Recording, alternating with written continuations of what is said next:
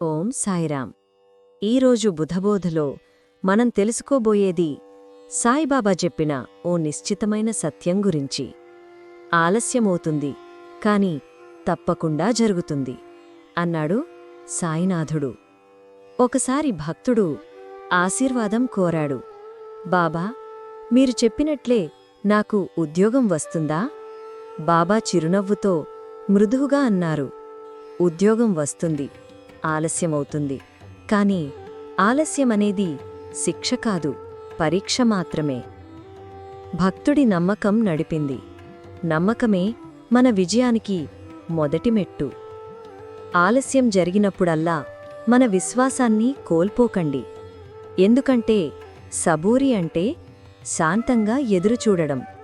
సబూరి అంటే దైవ సమయం మీద నమ్మకం ఉంచడం. సాయినాథుడు చెప్పారు, ఒక్క నిమిషం ఆలస్యమైనా నా భక్తుడికి నష్టమవదు, కష్టమవదు. మన బాధ్యత శ్రద్ధతో ముందుకు సాగడం. ఆలస్యం జరిగినా కూడా దైవం మన చెయ్యి వదలదు.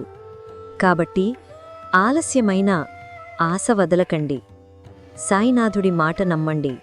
మీకోసం సరైన సమయం వచ్చినప్పుడు అతను ఖచ్చితంగా అనుగ్రహిస్తాడు. ఓం సాయిరాం. మళ్ళీ ఒక బుధబోధలో కలుద్దాం.